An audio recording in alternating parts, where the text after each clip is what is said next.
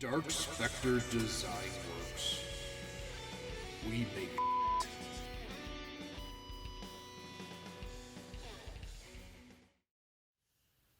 Howdy folks. Today we're going to be doing something a bit different. I wanted to do a top 21 of 21 video. This will also include a few disappointments. Still good figures, but just disappointing.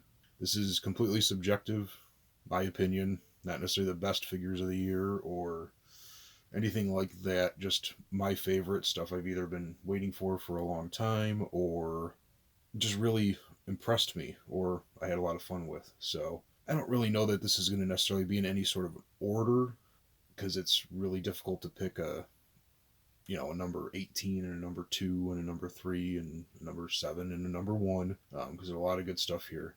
What I'll do is I will just categorize them, and I'll probably pick a number 1. I think I have a number 1, but that's about it. Let's get started. Okay, so let's start out with some figures that are pretty good, but were kind of disappointing. We'll start out with NECA's Gargoyles Goliath. Man, I was so excited for this figure, and it's really well painted and sculpted and everything, but it can't stand. The wings are way too big. Well, not scale-wise, but it's hard to display. And we are getting folded up cape wings with, I think it's Bronx, so that's cool. But the wings don't stay like this. I've had to tape the pegs to get them just to stay like that. And you can see he's on a NECA stand, which is a piece of crap, but it's the only thing big enough that will hold him. So yeah, he looks amazing, but just can't really stand up on his own, which sucks. And then Pudgy Pig, was really impressed when I first saw this guy until I found out it was going to be a overpriced exclusive, but they ended up releasing a normal release, thankfully. And he actually looks great. His paint apps are well done. The issue is that he weighs, I don't know, a pound and a half probably. And his waist joint, which is cool that it exists, is very loose. So getting him to stand is a challenge. Once again, these aren't bad figures or anything like that. They were just disappointing. Figures that I was very excited for that just kind of missed the mark. All right, let's move on to a more positive note here. Alrighty, let's start out with the Boglins line from THANX. I think that's how you say it. These are a childhood favorite of mine, and trying to buy vintage ones is not only very expensive, they're usually pretty deteriorated because they're a softer, rubbery type material because they're puppets. These guys remade them, re-released them, and they're really well made. They come in their awesome crate boxes with a little jail cell in the front, and you could puppeteer them while in the box, just like the vintage ones, and they're a little bit bigger, which is nice for adult collectors' hands if you want to actually mess with them. And yeah, overall, they're just a lot of fun. Yeah, that's about it. Alrighty, up next is the Diamond Select Lord of the Rings Sauron figure. This was the Build-A-Figure from the first 3 waves, and while that line is a little hit or miss for me, overall I really do enjoy it. But the standout is this guy. Sucks it's a bath, but he's just really well done. The sculpt is amazing. His presence is just amazing. The paint apps are really well done. He's a nice dark gunmetal with a bunch of silver dry brushing and stuff. Cloth cape, thankfully. He's huge, 9-ish inches tall. And yeah, just really well done. And I wish the whole wave was this well done, but what are you going to do? Okay, let's move on to Transformers. This line, along with Legends, is tough because and Black Series too, actually, is tough because there's so many releases and they put out so many freaking figures, and I don't buy them all, but it's really hard to narrow it down. But for Transformers, these two really just nailed it.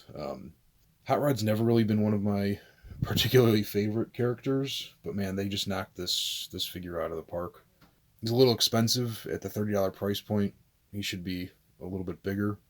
Well, not really should be bigger, but he should be, let's just say this, he should have been a deluxe, not a $30 Voyager, but he does do a little bit more than some of the other deluxes do, and he comes with decent amount of accessories, and I think I got him on sale, so didn't really pay the $30 for him. So, but yeah, I wish all of the mainline Transformers were as good as him. Now moving on to Tigatron.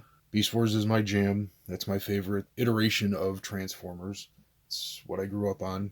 I watched some G1 stuff, but Beast Wars was definitely my jam.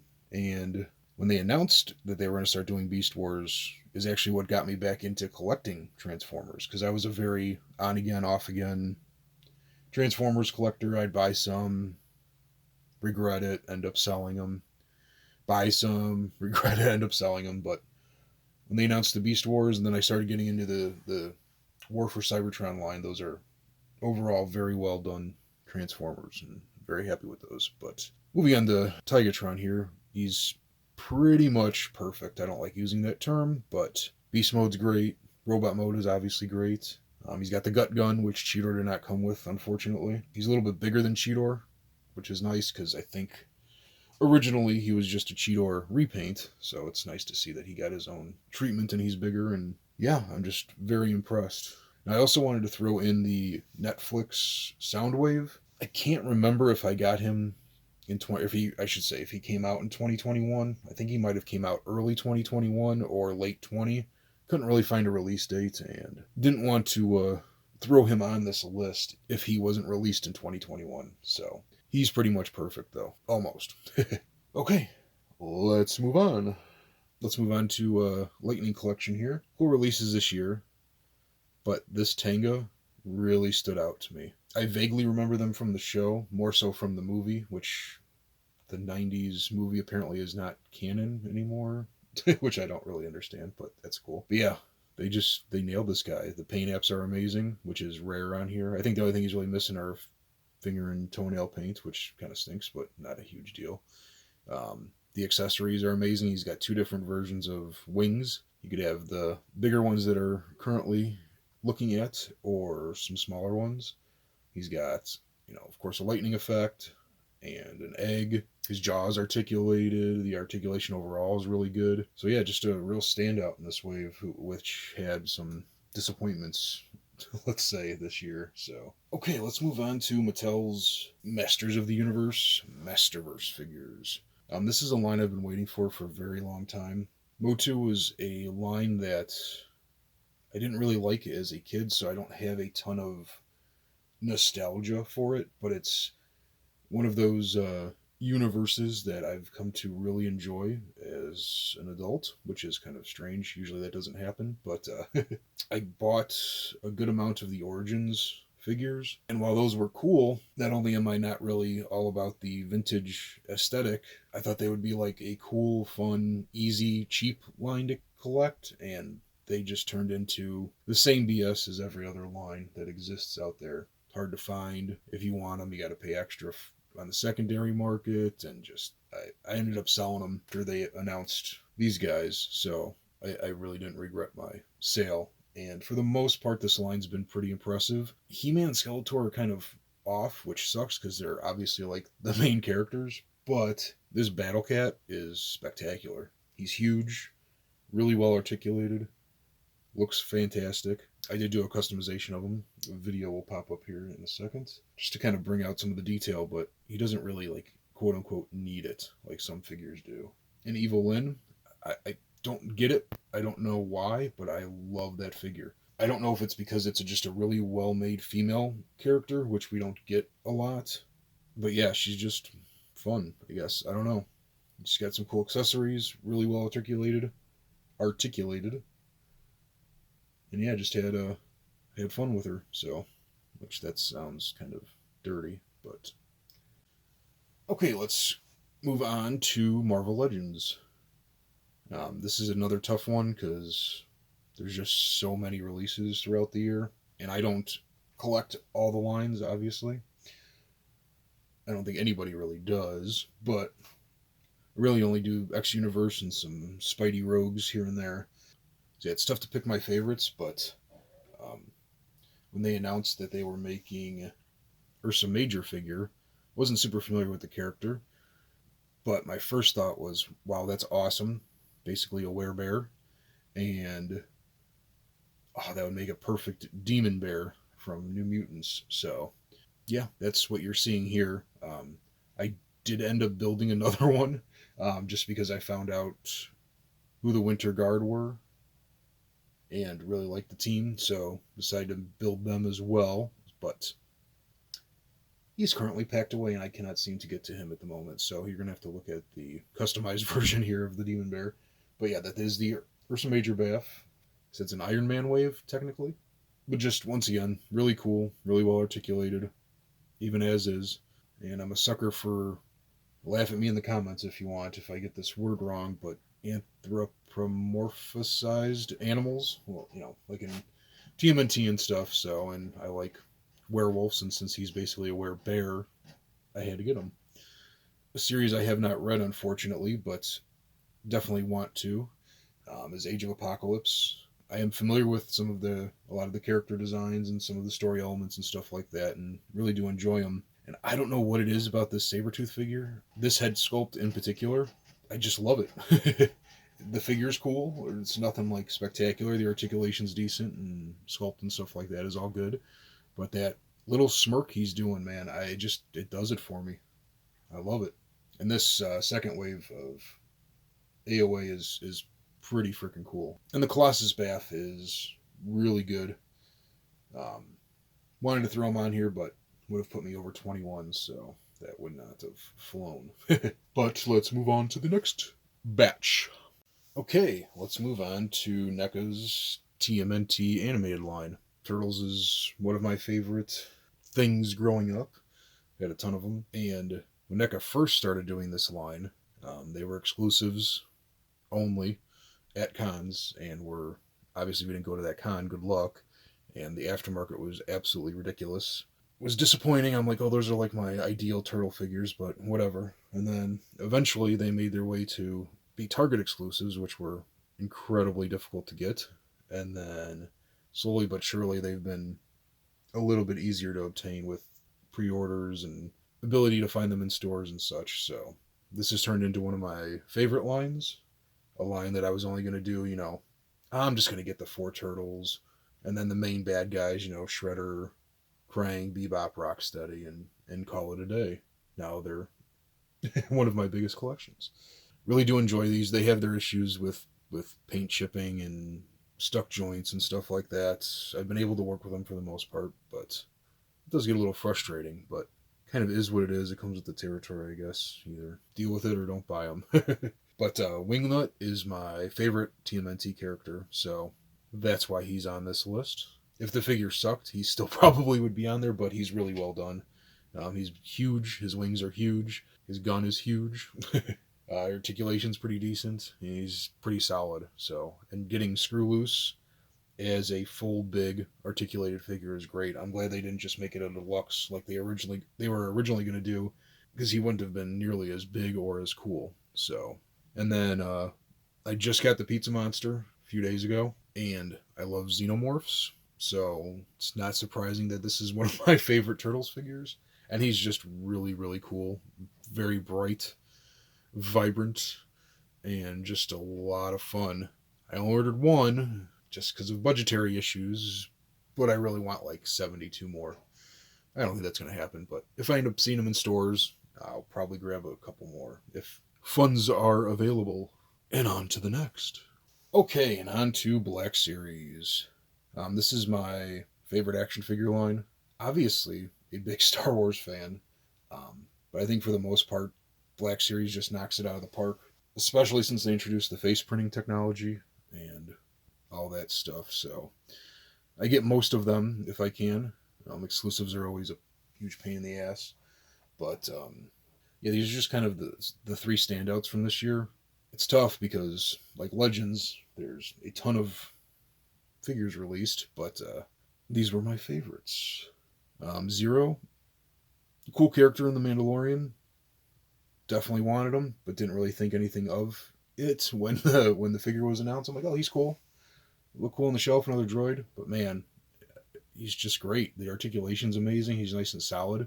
Unlike other droids that I have, which are a little finicky. Yeah, paint, sculpt, everything is great. He's just fun. And same with Jar Jar. Say what you want about the character. I know he's very few people's favorite. I don't mind him. He is what he is. It's just an amazing figure. The paint is spectacular. Accessories are spectacular. His eyes are nice and bright and clean. The articulation is amazing. I mean, look at that head tilt on there. So love him or hate him, it's a great figure. I was kind of sad to see it clearance out so quickly, because that means that other similar figures may not get a release now, because if he's not making them any money, obviously they're not going to put them out. So it's unfortunate. And then I'm a sucker for the clones. The Phase 2 clone troopers are my favorite, and this Echo is just amazing. All of his ARC Trooper Commando gear, the new clone body is absolutely phenomenal, with the articulation and the cleanliness of the sculpt and such. And yeah, the human head sculpt under there is really good, and just really impressed with him. Sucks he was a Target exclusive. I got lucky and found him in stores, so on to the next one. Alrighty, let's move on to some more NECA figures. I don't want to do this on random, but kind of a hodgepodge here. These are definitely some of my favorite figures of the year. Hint, hint, my favorite figure of the year is currently being viewed. Yeah, we'll start off with the Kessler Wolf. Fucking knocked it out of the park. Sculpt's amazing, paint's amazing, articulation's amazing. He's solid. I don't feel like I'm going to break him like a lot of NECA figures.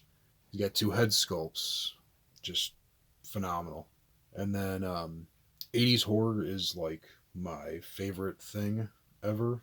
Well, Star Wars is close. I don't know. It's tough. But 80s horror is my jam, let's just say. And I really do enjoy other eras of horror. Not as much as 80s. But, I mean, the Universal monsters are just so classic. And for the most part, the movies are really interesting and fun, even though I'm really not a huge fan of black and white. But anyways, this Frankenstein figure, it's just, I mean, same thing I've said 8 million times during this video. Well painted, well sculpted, good articulation, all that stuff. But something about it's just fun. I don't know if that makes any sense. I'm not sitting there playing with it, you know, like a small child would, but just messing around with it, and the poses you can get him in, and just, yeah, I mean, it's just, he's got 3 head sculpts, I think.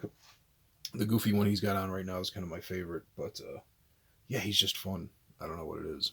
And then I wanted to throw a Predator or Xeno up here, because that's some of my favorite figures to collect. Not a ton came out this year, at least that I got, but this unarmored Assassin Predator, spectacular. It's from the movie The Predator, which is, oh, I almost walked out of the theater when I saw it. It's just terrible, but that's here nor there. See, I really had no interest in the normal version. Just really didn't do much for me. Something about this paint scheme just really knocked it out of the park for me. And yeah, he's got some cool articulation. The only issue is that he cannot stand because of his goofy design. And for once, that's not NECA's fault, but that's a Hot Toys generic stand I got on eBay for like $2, so works really well. And then another one of my favorite franchises is Gremlins. This Greta figure, once again, I said this a million times, but knocked it out of the park. Paint's amazing. The real, well, not really real, but real fake hair is awesome. Her little feather boa is great. Once again, the only issue is because of her design, she really can't stand. The Gremlin figures are notorious for having issues standing on their own. And throw some heels on them, yeah, good luck. But still an awesome, fun figure. And now, my favorite figure of the year. If you saw my review on him, you'll know why. But Part 7, The New Blood, Friday the 13th, Jason. This is my favorite Nightmare on Elm Street. Oh my gosh. Favorite Friday the 13th movie. First appearance of Kane Hodder as Jason, and his look is just amazing. The way Kane portrays him is awesome. He's basically a big, giant, unwielding zombie who likes to, with a little bit more control and intelligence than a normal zombie, but he's all wet and rotted and tattered and bones exposed, and no, I just love him. But NECA just knocked it out of the park with this figure. The paint, sculpt, all the crazy little bone details and the different head sculpts and different masks and all the accessories, and it's nice and solid. Doesn't feel like it's going to break. And yeah, just definitely my favorite figure of the year, which is tough because there's so many releases this year. But yeah, I also want to take this opportunity to thank everyone who's watched a second or all of my videos, who's subscribed, liked, commented, all that stuff. Put a ton of work into this channel for 2021. It's been up since, I don't know, 2016, but I really didn't do a whole lot with it, and actually deleted most of those older videos. So it means a lot to everyone who's subscribed. I think I'm up to almost 300 subscribers and 20,000 views. So I know that's not a huge number to a lot of people, especially people that have, millions of subscribers and, hundreds of millions of views, but it means a lot. So I want to say thank you. Keep watching. I've got some really cool videos coming out early 2022. So do the YouTube thing if you don't mind. Happy New Year. Thanks for watching. Have a fan-freaking-tastic day. Bye.